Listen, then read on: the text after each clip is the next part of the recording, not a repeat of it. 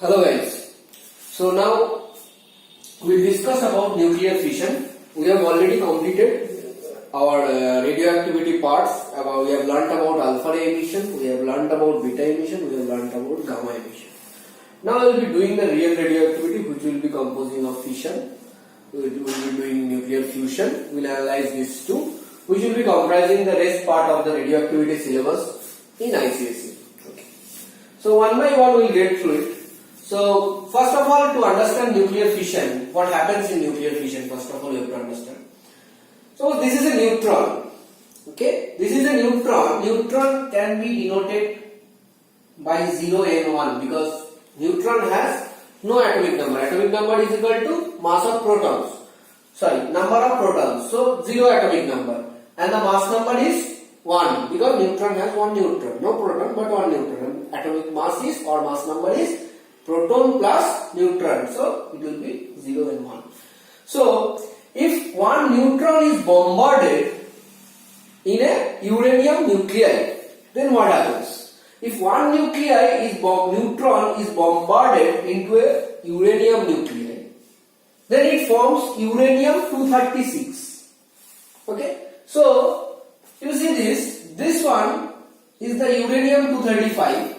It is bombarded with a neutron and we get uranium-236. So only this one gets added up over here. So uranium-236 is highly unstable. Uranium-236 is highly unstable. Okay? Uranium-235 is not unstable. It is a radioactive material, but it is not unstable. Uranium-236 is highly unstable. Now, after the neutron hits the uranium-235 nuclei and uranium-236 is born, this is the parent nuclei right now. Parent nucleus. Okay. This gets disintegrated into two small daughter nuclei of nearly the same size. Okay. So this gets disintegrated into two small daughter nuclei over here. As you can see here also, these two are called daughter nuclei. Okay.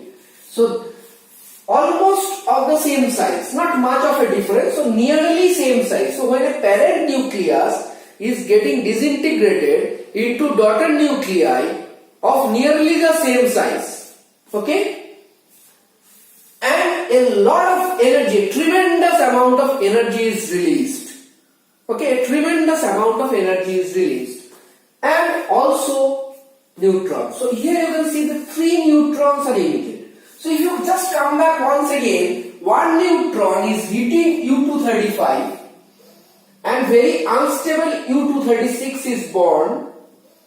It gets disintegrated into two smaller nuclei of nearly the same size and 3 neutrons are released.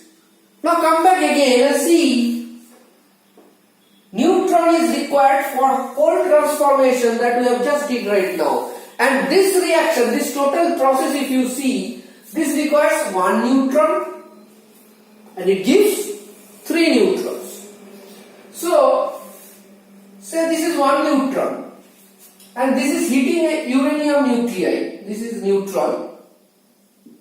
So this will basically give you 3 neutron. Now, you have a lot of uranium with you.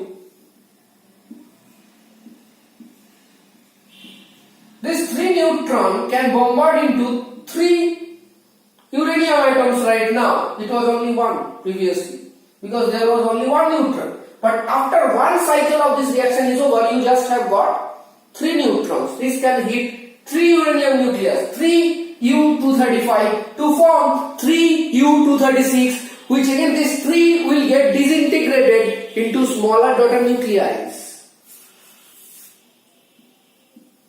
And each of them will give 3 neutrons.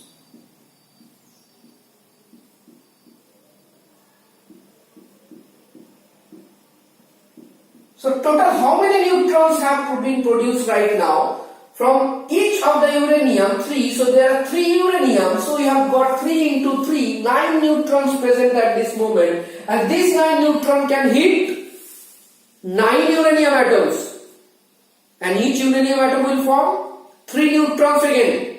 So 9 uranium atoms will form 27 neutron, and this goes on. So can you imagine, we have started with 1 neutron, and after 3 or 4 cycles of reaction or radioactive decay, which we call nuclear fission, is producing 27 neutrons. After that, it will be multiplied by 3, 81. 81 into 3, 243, and so on. And the reaction will be continuing like a chain. And if one such cycle can evolve, say, X amount of energy, and it continues for 3 or 4 cycles, that amount of energy is getting tripled, and tripled on. So if suppose in one cycle I am getting energy of 5 electron volt, it is much more than that, mind you. So if I am getting 5 electron volt, in next cycle it becomes 15 electron volt. In next cycle it becomes 45 electron volt. And innumerous quantity of energy or tremendous quantity of energy is getting evolved by this reaction due to the chain process of this reaction. Now here you can see how to remember this equation, at least one you have to remember. Let's take this one. So this one you have to remember for an example of nuclear fission reaction. It's very easy to remember, you just have to remember one of this.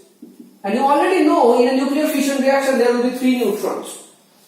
So here it will be 236 at the top, that is the mass number. So if you know 144, you already know there will be 3 into 1, 3. So 144 plus 3 will be 147. And you have got 236 over here. So you can easily subtract 147 from 236 to get 89.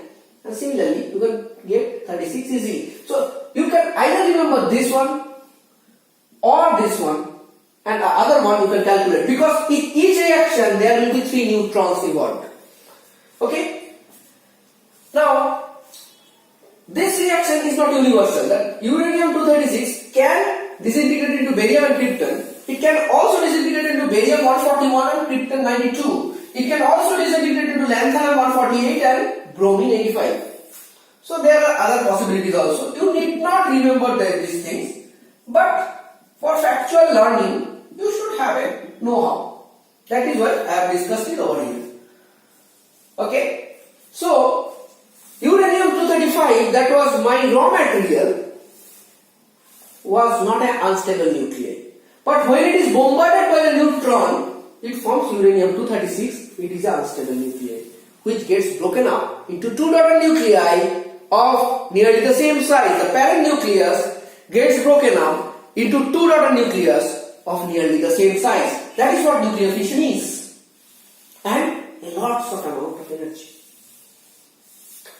Now, if you see this is 230, sorry, I will take up from this one. 236, and if you count the mass over here, it will be also 236. So, mass is balanced. So, where from the energy is coming? Actually, if you really count the atomic masses, these are atomic mass numbers. But if you really count the atomic masses, you will get some lost mass over here, as we have discussed in our offline class, that there will be always lesser mass in the product side. Okay? And a little higher mass in the reactant side. So difference in this case is approximately 0.2 atomic mass unit. So you have already calculated in our class that if I get this 0.2 atomic mass unit, you can easily convert it into kg. You can multiply it with 1.66 into 10 to the power minus 27.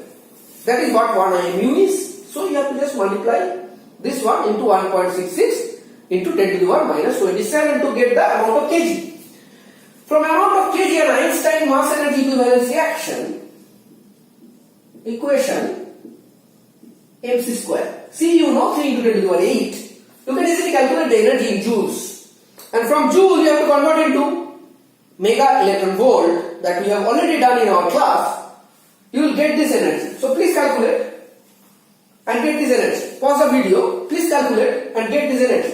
This will be the amount of energy that is released in one cycle of fission reaction. So imagine if 190 mega electron volt of energy can be released in just one cycle of this reaction, and if this is a chain reaction, then what kind of energy it can really evolve when it is just continuing and continuing. It is not stopping. This kind of reactions cannot stop because this is a chain reaction. Whatever is present until and unless your uranium is getting completely exhausted. Once your uranium is getting completely exhausted, the reaction stops. The chain terminates.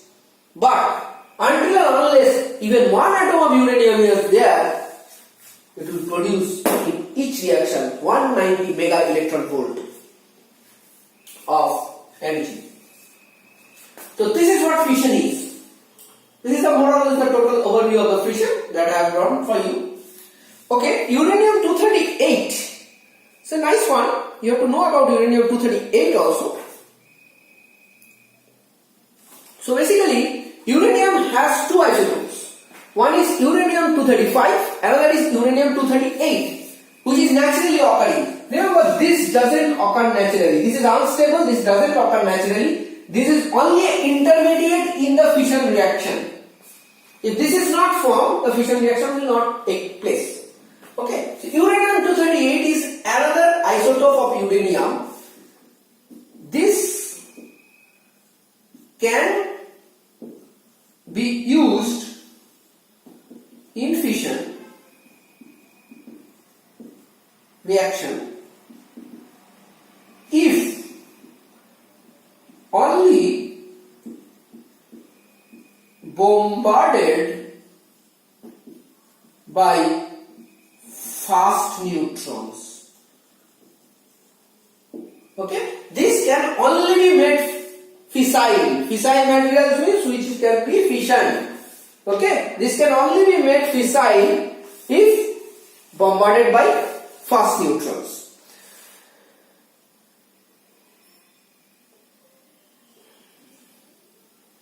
Okay, so another thing that I want to say over here, both the products that are formed, this one and this one, in fission reaction are not stable. Okay, so they emit a lot of beta rays and gamma rays to become stable. Okay, and that is why the energy is evolved actually, otherwise the energy won't be evolving. Okay, so this is the total fission that we have discussed right now. In the next one, we will be coming up with a little more deeper analysis of fission and with the nuclear fusion at the end, and then some comparisons between the normal chemical reaction, normal nuclear reaction with fission and fusion.